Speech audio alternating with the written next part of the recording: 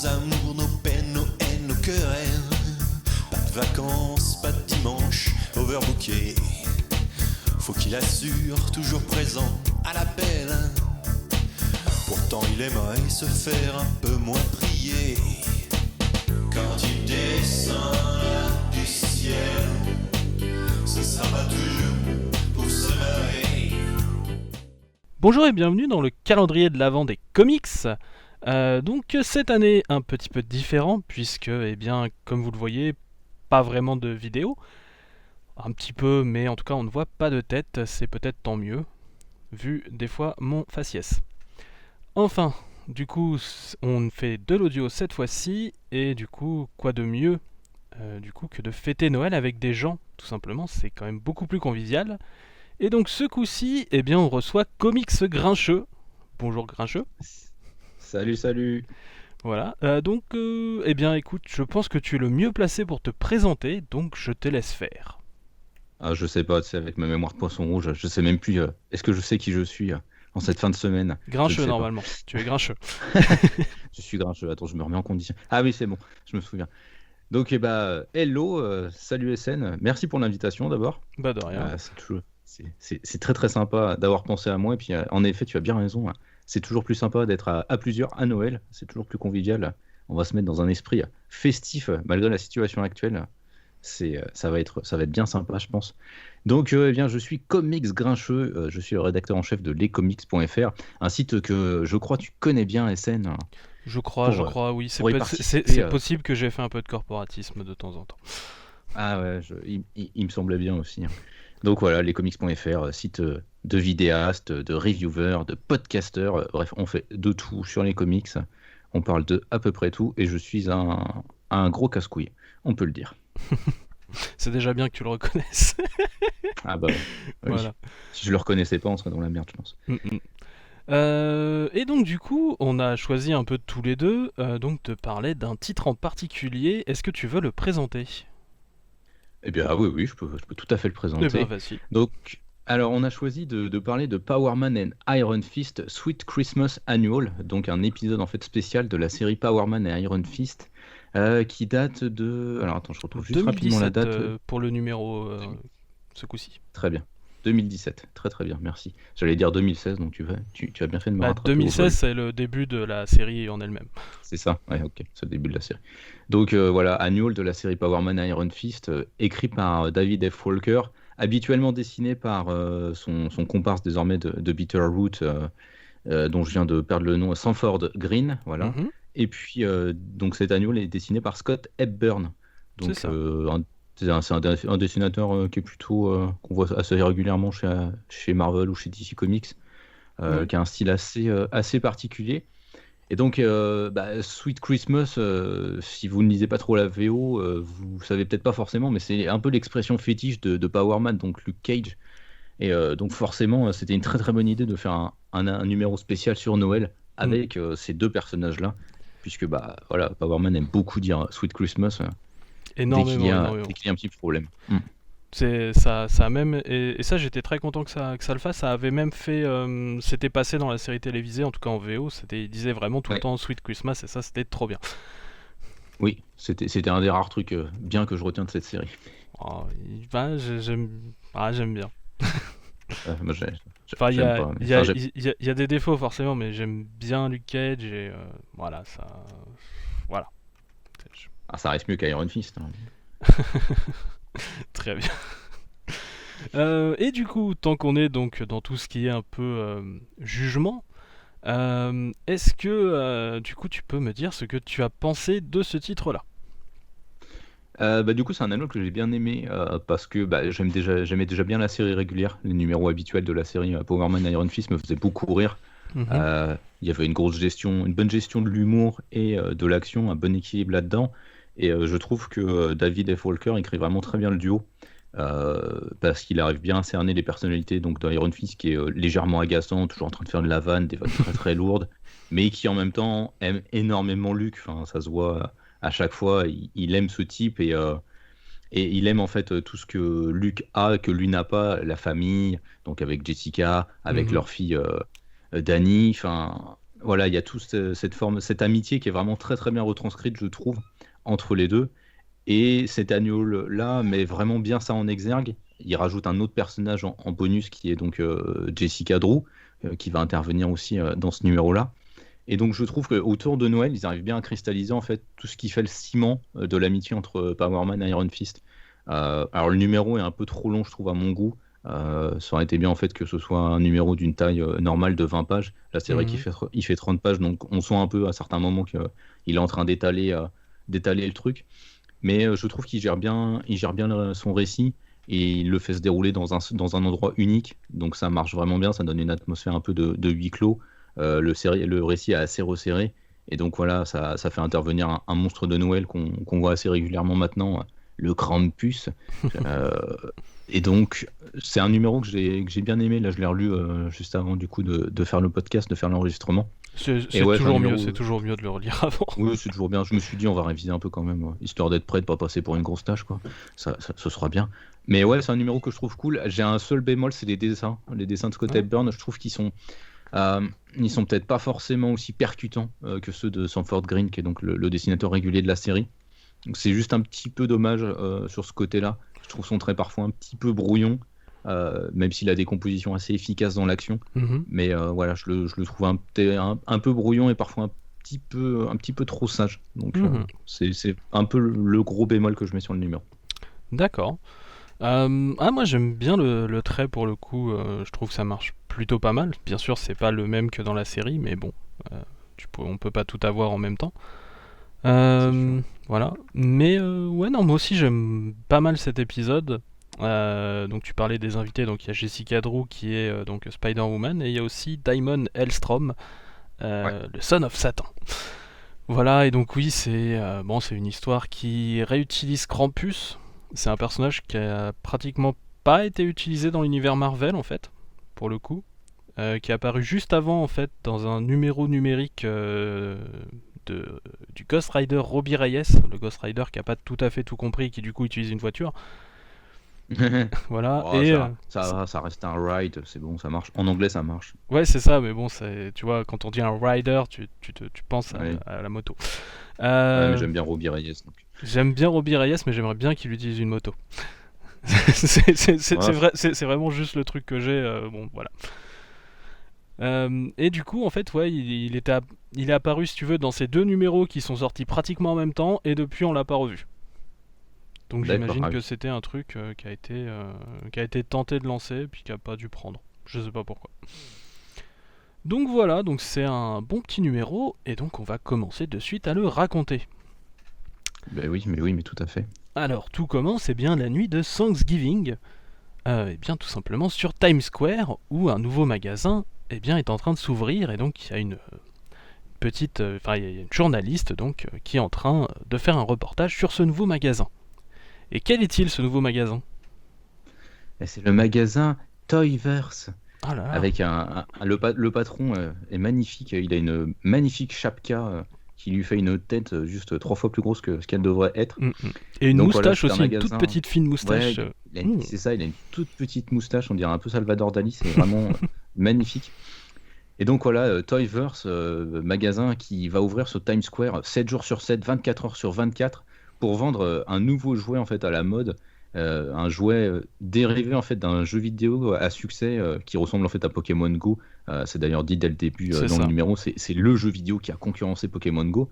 Et donc pour avoir encore plus de pognon, évidemment, un jouet physique va sortir qui sera utilisable dans ce fameux jeu vidéo. Alors je retrouve juste le nom de ce petit personnage. Ce sont les Schnuckies. Voilà, c'est les Schnuckies. Ouais. Et je suis un peu triste qu'ils aient placé juste la référence à Pokémon Go, parce qu'en fait ça va dater le récit pour plus tard. Alors qu'en fait on n'aurait juste pas placé la référence, en fait ça aurait marché. Ça aurait marché vachement mieux en fait. Bah carrément, surtout qu'en plus je trouve que du coup le Schnucky ressemble énormément à Gremlin. Donc, tu vois, ça rend encore plus intemporel je trouve le récit. Donc c'est vrai que je suis assez d'accord avec toi, c'est un peu dommage. Puis c'est toujours le genre de placement un peu de produits qui font dater vite assez rapidement le récit, puis qui sont pas toujours très très utiles, donc c'est un peu dommage. C'est ça, donc on voit qu'il essaye donc d'être tout inclusif, il dit ça respecte toutes les traditions de fêtes de fin d'année, donc même Hanouka, Kwanzaa, ce genre de choses.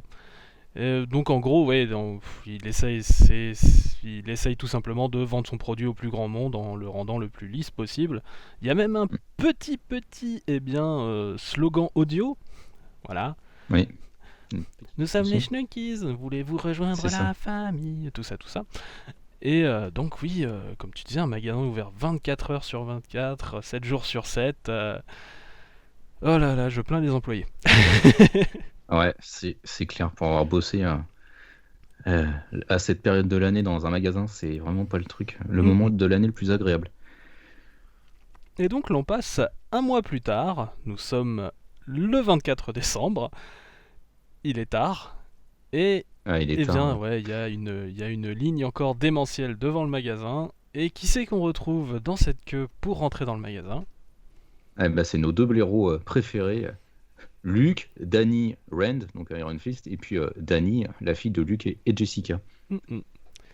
Et donc du coup, on comprend qu'en fait c'est Dani qui les a en fait attirés ici, tout simplement pour acheter des Schnuckies en fait à Dani.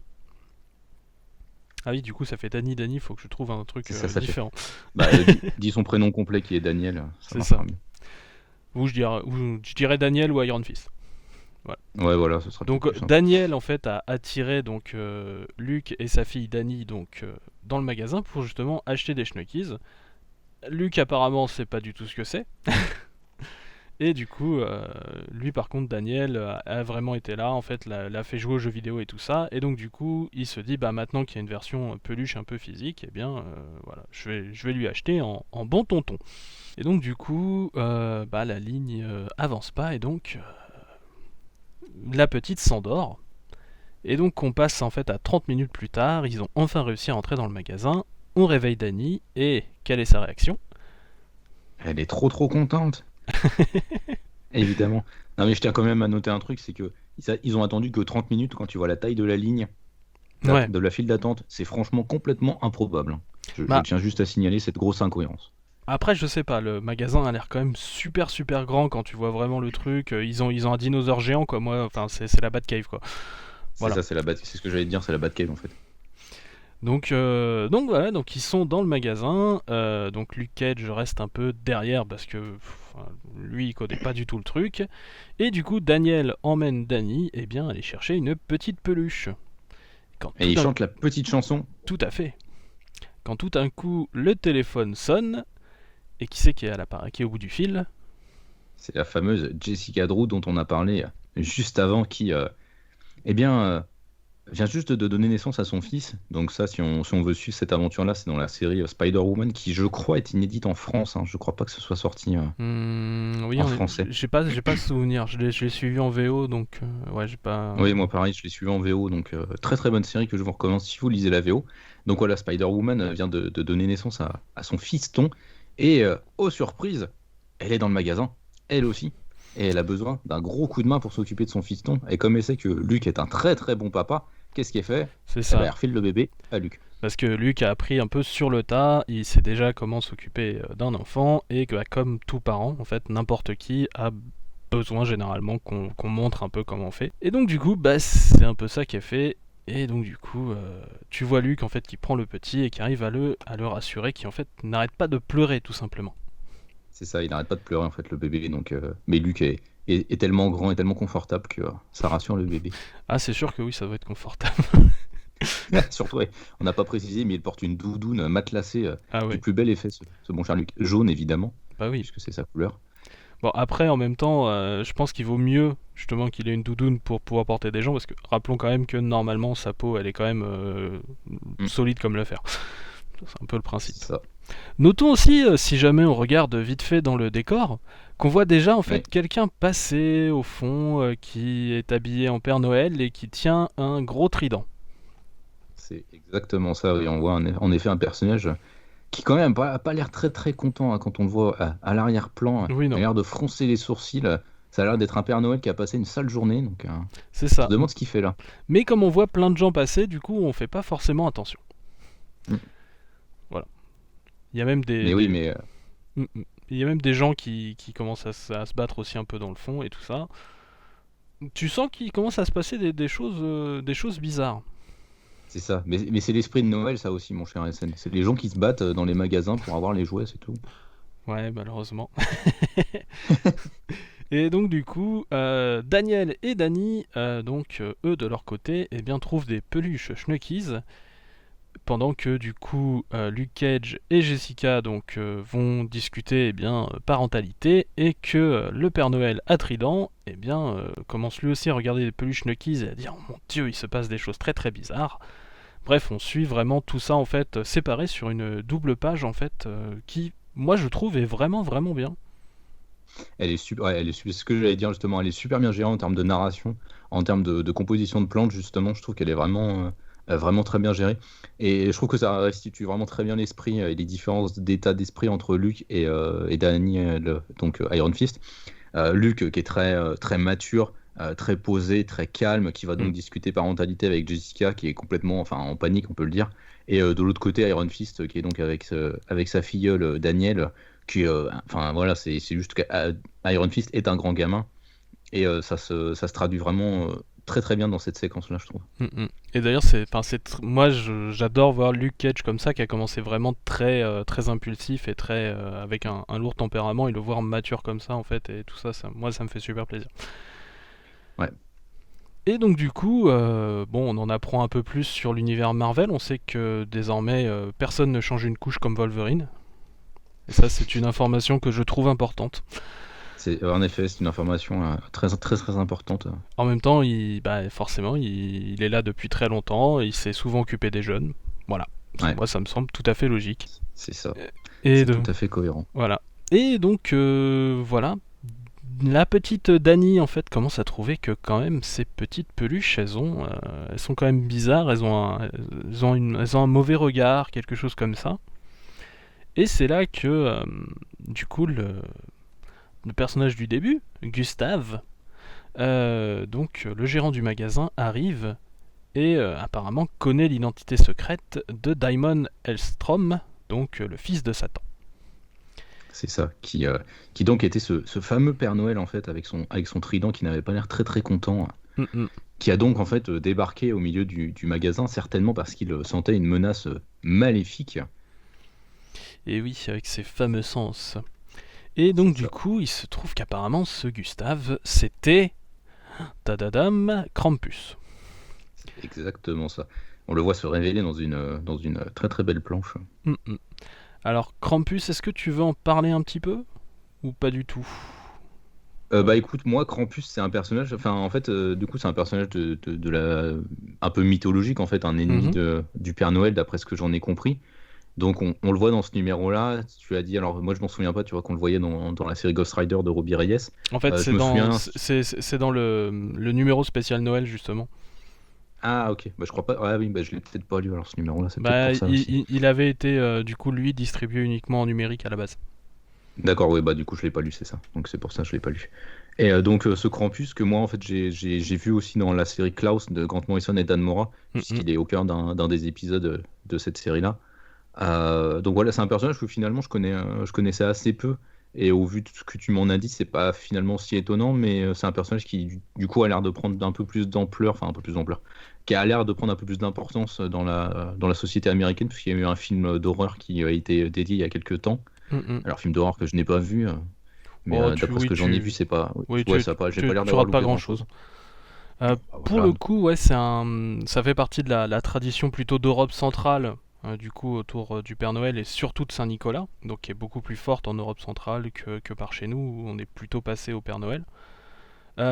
Si on doit le comparer à quelque chose dans notre folklore un peu français, ce serait peut-être le Père Fouettard. Parce que c'est un peu ça en fait, c'est quelqu'un qui passe un peu avant Saint-Nicolas pour prendre les enfants qui n'ont pas été sages en fait. Il y a des versions où en gros c'était un compagnon de Saint-Nicolas, et du coup ça devient petit à petit vraiment l'anti-Saint-Nicolas au fil du temps. Et du coup comme l'Amérique en fait aime beaucoup avoir un adversaire à mettre à ses héros, donc forcément ils ont beaucoup repris, on va dire, ces dernières décennies, donc le personnage de Krampus pour donc l'ériger vraiment en tant qu'adversaire du Père Noël. Donc c'est pour ça qu'on le retrouve pas mal. Il y a... Ouais, du coup, c'est finalement assez logique en fait, ouais, qu'on le retrouve plutôt pas mal ces dernières années. Puis c'est exactement le rôle en fait qu'il a dans la série Klaus de Morrison. C'est ça. Morrison aime bien jouer avec les réinterprétations et les évolutions, donc forcément il a un peu sauté là-dessus. Ouais, c'est pour ça que Klaus, c'est très très cool. Et donc du coup, Krampus se révèle dans toute sa splendeur, et du coup toutes les peluches semblent prendre vie, et du coup le fait que ça ressemble à des Gremlins est sans doute un peu fait exprès. Oui, ça c'est une grosse référence. Du coup, comme je le disais, on le voit dès la première page, puisque le look des Schnuckies est très très ressemblant à celui des Gremlins. Et là, forcément, ils prennent vie. Il est très tard le soir, donc c'est plutôt quelque chose de cohérent. Et on va le voir un peu dans tout le reste du numéro. Ils se comportent vraiment comme des Gremlins, c'est-à-dire qu'ils sont complètement débiles. Tout à fait. Et donc il y a un combat qui s'engage entre le fils de Satan et Krampus.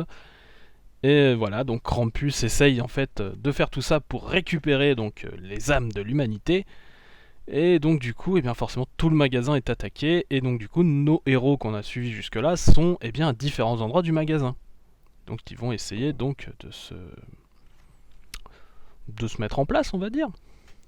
Oui, bah c'est ça. On va les voir du coup chacun dans leur coin un peu combattre du coup les Schnuckies dans un premier temps en fait. Notamment Luke qu'on voit sortir de la réserve où il était parti discuter avec Jessica pour calmer le bébé de Jessica qui va éclater ces pauvres Schnuckies comme des gros malpropres. C'est ça. T'as aussi Iron Fist et Danny, puisque du coup il a mis son costume. Oui, il a mis sa cagoule surtout. Oui, voilà. Oui, bah ça suffit. Avec les gros manteaux qu'ils ont, ça suffit. Et donc du coup, t'as Iron Fist qui protège Danny et qui attaque avec une seule main et donc ses pieds. Et du coup, t'as tous les adultes derrière. Ouais, et puis nous, oncle Iron Fist, est-ce que vous allez nous protéger aussi? Oui, bien sûr. Ça, alors le dialogue est très très drôle. C'est ça. Et donc du coup, il dit à tous les adultes de protéger les enfants derrière, et lui, il va essayer de protéger tout le monde devant. Voilà. Ce que je trouve vraiment assez cool. Oui. Oui, non, mais clairement, la séquence avec... Bah, c'est pareil, ça... je trouve que ça retranscrit bien qui est Danny, c'est que malgré tout, c'est quelqu'un qui veut toujours protéger les gens. Bon, bah forcément, Daniel, c'est sa petite filleule d'amour, donc il va la protéger avant tout, oui. Mais il n'hésitera pas aussi à protéger tout le reste des innocents. Mais c'est ce moment-là, tu vois, justement, quand je disais que les dessins me décevaient, était un gros bémol pour moi dans ce numéro, c'est justement à ce moment-là que je trouve que c'est pas forcément très très réussi. Je trouve que Scott Hepburn est bon dans les moments calmes, mais dans les séquences d'action, je le trouve assez moyen. Ouais, ça a pas la patate de la série originelle, mais franchement, j'ai déjà vu bien plus pire. Ah oui, non, mais il y a pire. Oh là, voilà. J'ai pas dit que c'était mauvais. Hein. J'ai juste dit que c'est pas forcément quelque chose qui me convenait à moi. D'accord. Et donc du coup, on a vu à peu près comment nos personnages s'organisaient, et donc du coup, il est temps que certains rencontrent du coup le fils de Satan, puisque nos héros ne l'ont pas encore rencontré, et donc c'est Jessica et Luke Cage qui tombent dessus. D'ailleurs, il est super classe. T'as vraiment le costume de Père Noël en fait qui s'est fait ouvrir en deux. T'as son pentacle qui apparaît et tout. Moi j'aime bien. Je trouve que ça lui donne un côté un peu ridicule, je trouve, et ça marche plutôt bien. Le fils de Satan peut facilement devenir un peu ridicule dans le dessin. Oui. Mais bon. Donc il se trouve que Jessica et le fils de Satan ont fait partie de certaines équipes récemment, et donc du coup tu sens qu'ils sont pas forcément les plus amis du monde. Oui. Mais bon, il faut bien faire équipe, et donc là le fils de Satan nous explique d'où vient Krampus. Ouais, c'est ça, il nous explique un peu la légende, donc qu'il est lié à Saint-Nicolas, donc au Père Noël, et que c'est le Père Noël qui a réussi à chasser de notre monde, de notre dimension, Krampus la dernière fois, mais que là, il a fait un comeback. C'est ça. Parce qu'en fait, il peut revenir en fait qu'à un moment spécifique dans l'année, qui est Noël, parce que sinon, c'est pas drôle. T'imagines, il revient à Pâques. C'est ça. Mais qu'est-ce que tu fous? Qu'est-ce que tu fous là? T'as le lapin qui va lui débarquer dessus. Il va pas comprendre. En plus, il y en a plein des lapins. Ben ouais, c'est pour ça. Ils vont tous se mettre sur sa tête au Krampus. Il va rien comprendre, le beau. C'est ça. Et donc du coup, il y a en plein milieu en fait du magasin, il y a une entrée vers un des enfers, et donc l'enfer de Krampus. Voilà. Et c'est là donc C'est ça. que toute la petite équipe se retrouve. Donc Iron Fist et la petite Dani arrivent. Ils voient qu'il y a Jessica Drew. Bon, on le met un peu au parfum et tout ça. Et on lui dit bien qu'il est temps d'aller taper Krampus dans son petit antre. Tout en sachant qu'on nous explique aussi que Krampus a utilisé tout ce qu'est la technologie moderne en fait pour gagner déjà quelque part un peu les âmes de l'humanité. Donc avec les écrans, avec le jeu vidéo, avec les jouets et tout ça. Donc justement pour commencer à les asservir. Et donc c'est pour ça que tout le monde avait un peu la ritournelle en tête. Et ce genre de choses. C'est ça, c'est ce qu'il leur explique, qu'il y a déjà du coup une invasion qui est en cours en fait, et que on voit sur une grosse double page plusieurs héros de l'univers Marvel en fait qui sont en train de se battre contre les Schnucky. On voit Kamala Khan, on voit Frank Castle, on voit le Doctor Strange, on voit aussi des Inhumains avec Deadpool, et on voit Speedy dans une magnifique petite vignette où il est en train d'enfiler son costume en pantalon de pyjama torse nu. C'est une vignette qui m'a beaucoup fait rire. C'est ça. Ouais, j'aime beaucoup, ouais. Il y a Medusa, ouais, aussi. Ouais, il y a Medusa, il y a Deadpool. Enfin, ces vignettes-là représentent assez bien l'humour de David Dave Walker. Et ça marche très efficacement chez moi. C'est ça. Et donc, du coup, ils descendent quand même aux enfers avec leurs enfants. Parce que... Attends, on va pas les laisser derrière, non? Oui. Après, justement, c'est une question qui s'est posée. Est-ce qu'on les emmène ou pas? Et puis, voilà... Finalement, c'est quand même eux qui sont c'est quand même auprès d'eux qu'on est le plus sûr, c'est auprès des super-héros pour le coup. Et donc du coup, ils sortent du magasin et donc ils se trouvent un peu partout sur tous les écrans de Times Square. Ça fait beaucoup d'écrans. On se demande comment il fait. C'est un démon, c'est la réponse. C'est bien, c'est pratique. C'est un démon, c'est magique. Et donc du coup, t'as pas mal de blagues avec le fils de Satan et donc Iron Fist et Luke Cage dans le fond en fait, qui se foutent un peu de la gueule du style un peu emphatique. Ouais, c'est ça, oui, c'est ça, parce que on a en VO du coup une planche où le fils de Satan dit Taste my fury, donc goûte à ma fureur, et Iron Fist et Power Man ne peuvent pas s'empêcher de se moquer de cette phrase, de cette réplique de Damon Hellstrom. C'est très très drôle. C'est ça, et du coup, il se fait un peu... le fils de Satan se fait battre sans vraiment de cérémonie, sans chichi ni pompon, ça va très très vite. En une seule page, il est à terre. Ça va très très vite. Ouais, en une seule case, je crois qu'il se fait rétamer la tête. Oui. C'est assez expéditif. Et donc du coup, c'est aux autres de commencer à se débrouiller avec la horde de Gremlins qui tout simplement commence à se resserrer autour d'eux. C'est ça. Donc coup, voilà, grosse séquence de baston des trois héros, donc Jess, Luke et puis Daniel, donc Iron Fist, qui vont bastonner les Gremlins notamment qui à un moment donné attaquent Daniel. La petite. Et que voilà, la petite Daniel, ouais, c'est vraiment très compliqué ce truc. Donc la petite Daniel que Iron Fist s'empresse de sauver, et Luke s'énerve évidemment parce que quelqu'un a osé s'attaquer à sa petite fille chérie. Donc forcément, ça commence à devenir de plus en plus compliqué. Il y a de plus en plus de Gremlins qui les attaquent, et le Krampus est en train de se la raconter comme un fou furieux. Je note aussi que Jessica protège quand même donc le fils de Satan malgré ses réserves initiales. Parce qu'on est à Noël, qu'il faut pardonner et tout ça. Et en effet, oui, le Krampus commence vraiment à se la péter. T'as Luke Cage qui est emmené partout. T'as Luke Cage et Iron Fist qui est emporté donc, par tous les Kremlins vers le Krampus. Et tout d'un coup, qu'est-ce qu'on voit dans le ciel? On voit un traîneau.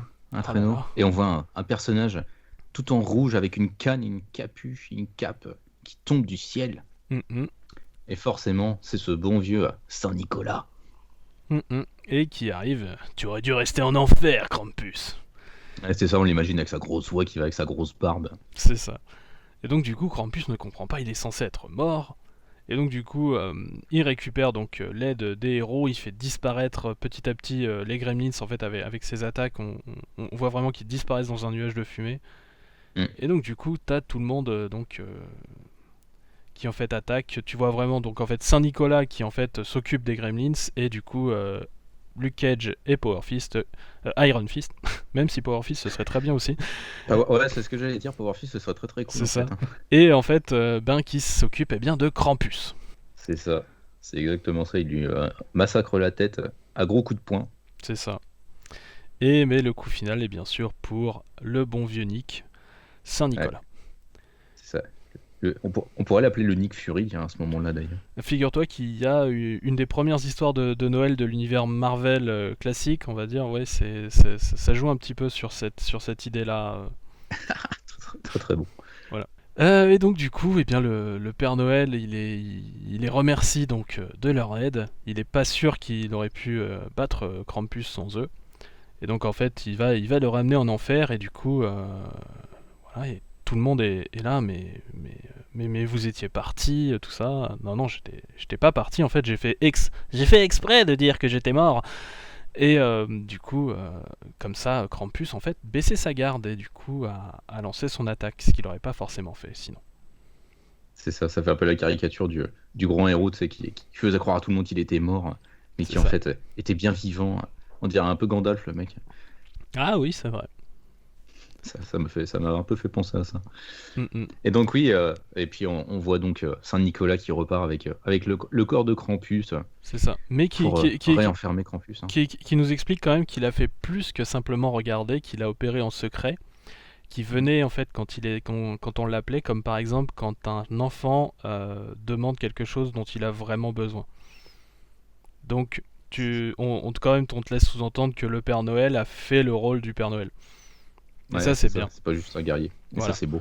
Et donc en effet, donc il repart avec le Krampus et du coup il est voilà, il leur explique que donc le vrai sens donc de ces fêtes c'est l'amour. Merci, on n'était pas au courant.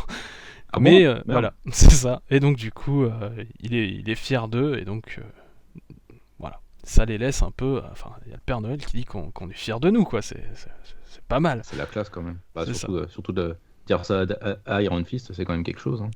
C'est ça, et donc du coup Luke Cage nous dit qu'il sait même pas quoi dire, et je te laisse faire la conclusion. C'est ça, et à ce moment-là on a Danielle, la fille de Luke et Jessica qui fait Sweet Christmas, et Luke qui dit je pense que ça suffira. C'est ça. Et donc voilà, c'est la fin, on nous dit bonne fête à tous, et c'est trop bien. Voilà, ouais. C'est la fin.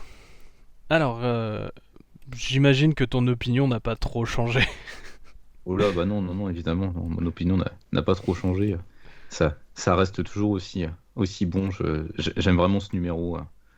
D'un grand amour.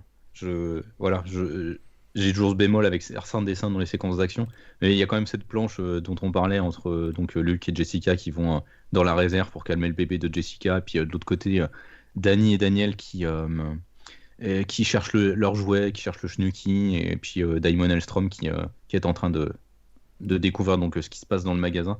Je trouve que cette planche est quand même super efficace et enfin voilà, c'est un numéro qui est très cool parce qu'il a cet esprit de Noël et en même temps il a aussi l'esprit de la série qu'on a habituellement, toujours avec une ambiance bon enfant, mais aussi cet esprit très familial où l'entraide est importante, l'entraide dans les communautés et l'entraide entre les gens.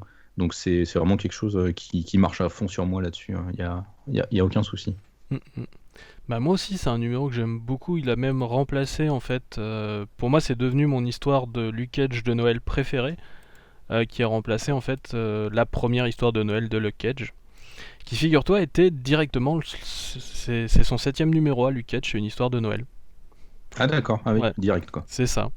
Il y avait 2 titres en fait, c'est soit It's a Sweet Christmas Luke Cage, qui a été rajouté un peu a posteriori, ou sinon le titre original c'était Jingle Bombs, avec des bombes en fait.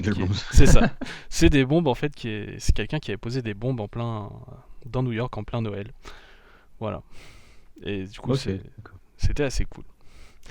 Et du coup, eh bien il se trouve que le numéro s'appelle Sweet Christmas quand même. Donc qui est un peu la catchphrase maintenant donc eh bien de Luke Cage. Et est-ce que ça te dit si j'essaye de te dire en fait comment s'est formée cette expression? Ah oui, ça m'intéresse grandement parce que je t'avoue que j'ai jamais en fait de recherche là-dessus et pourtant c'est quelque chose qui m'interpelle souvent. Et ben en fait c'est quelque chose qui s'est fait en plusieurs étapes. Très vite on a essayé de lui donner en fait des catchphrases et il se trouve que celle qui va vraiment prendre en premier, elle est dès son 3e numéro en fait à Luke Cage, et c'est Sweet Sister. Voilà, donc c'est vraiment une expression qui va vraiment beaucoup prendre. Elle va même se retrouver en couverture à un moment, mais c'est pas la seule qu'il va utiliser. Par exemple, dès son 8e numéro, il va utiliser souvent aussi une autre expression qui est Christmas. Juste Christmas. Christmas. Ok. Voilà. Et en fait, il faut attendre longtemps en fait pour que quelqu'un ait l'idée de combiner les deux. Figure-toi, il faut attendre le numéro 27, à un moment où en fait la série est renommée en Power Man au lieu de Luke Cage. Donc on est en 1975 et en fait c'est un scénariste remplaçant sur la série qui s'appelle Bill Mantlo, que j'aime beaucoup.